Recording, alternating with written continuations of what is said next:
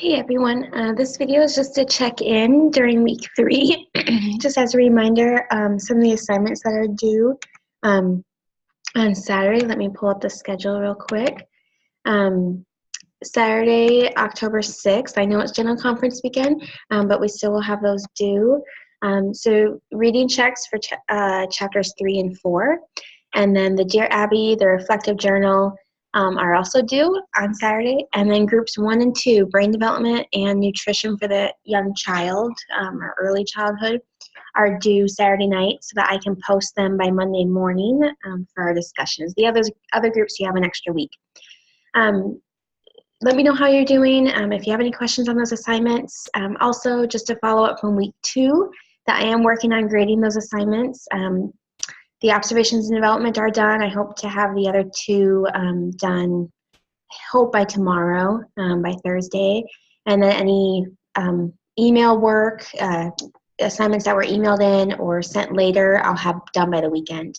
I do just want to invite you, as I'm sure you've been invited by other people or by your ward, to listen to General Conference this weekend. There is a great article right here about how General Conference helped this young woman join the church, and I want you to prepare for General Conference, and also to do that, maybe get your homework done a little bit ahead of time. But what I mainly want to focus on is this week you're going to be answering a question in a reflective journal about choosing the gender of your child through fertility treatments, and if that's ethical or not. And even before this class started, but of course this question has been asked every semester for a while now, I saw this article in the Deseret News that piqued my interest. Is it ethical to choose the sex of your next child? And it goes on to explain these 2 sisters. One of them has 4 daughters, and the other sister has 4 sons.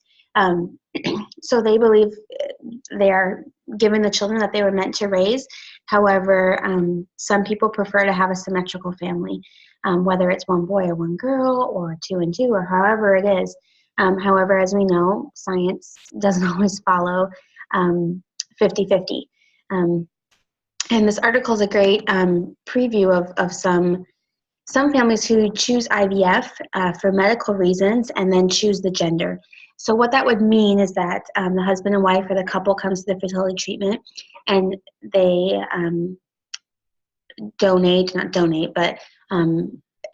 eggs and sperm are taken from each parent, and embryos are made in the lab, and then those embryos are tested for gender. And you can tell by the DNA of the child, of the embryo, which gender it is. Some couples may choose a specific gender based on a scientific reason or medical reason. And it says here, for example, if through genetic testing they know that every single boy, if they had a boy, would have a certain disorder, or every girl would have a certain disorder, and so on and so forth.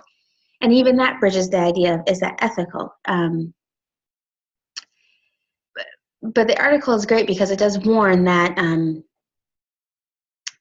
that even if you desire a boy, say you have a couple girls, now you want a boy, or vice versa, that it doesn't fulfill your dreams. It doesn't complete, that you may think it completes your family, but in actuality, the gender doesn't really complete it. It's how you feel as a family.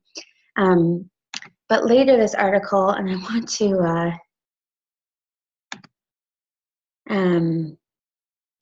find the, sorry, I should have prepped this.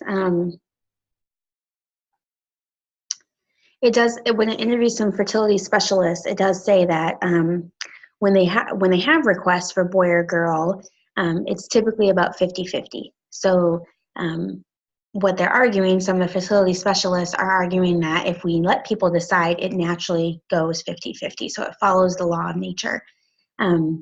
However, someone,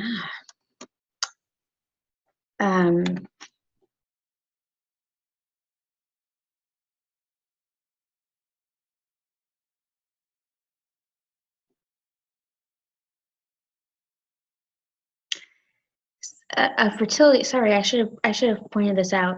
A fertility specialist quotes in here that he believes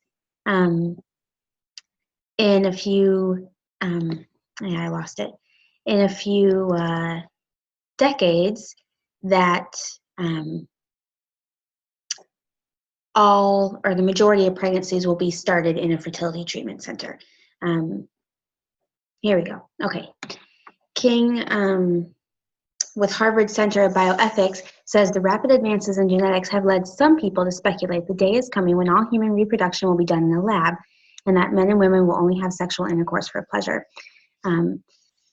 It goes on to say that the big problem with that and the big problem with sex selection is the idea that we can control this in any way. From an ethics standpoint, thinking when you select a child that is female by genetics that you're going to get some type of child is a foolhardy exercise. Meaning that simply because you ask for a girl doesn't mean that you will get the whatever they imagine a girl being, whether it's a tomboy or whether it's the get dressed up, be into girly things. Personality still plays a humongous role in how a child grows up, as well as we've learned, the nurture of a child. So it's this great article. If you're interested in more about it, this is a really good overview of the history of gender selection. And I encourage you to read it. I'll send it in the email.